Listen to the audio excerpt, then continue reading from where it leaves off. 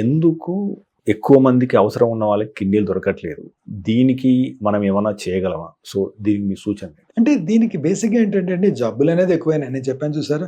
ఆ! బేసిక్‌గా 80 ఏళ్ళు బతకడం అనే దాంతోనే మీకు డయాబెటిస్, హైపర్‌టెన్షన్ మనకు ఎక్కువైపోతుంది. నెంబర్ 2 డయాబెటిస్ క్యాపిటల్ అయ్యేసరికి కిడ్నీ ఫెయిల్యూర్‌లు ఎక్కువవుతాయి. సో, నువ్వు 60 ఏళ్ల నుంచి 80 ఏళ్ల వరకు పొడిగిచ్చేసరికి people who are requiring kidney replacement therapy అనేది ఎక్కువవుతుంది. డయాలిసిస్ కానీ, ట్రాన్స్‌ప్లాంట్ కానీ.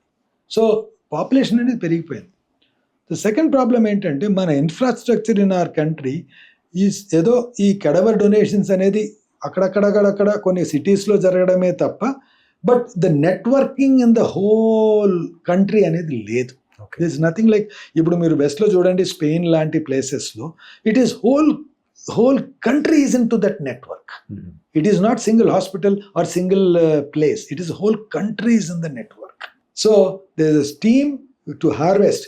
వాళ్ళు ఇక్కడ నుంచి మ్యాడ్రిడ్ నుంచి కావాలంటే దీనికి వెళ్తారు, ఎక్కడ కావాలంటే అక్కడ వెళ్తారు. సో అది ఒక వే ఆఫ్ నెట్వర్కింగ్ అనేది వాళ్ళు మొదటి నుండి బిల్డ్ చేయడం జరిగింది.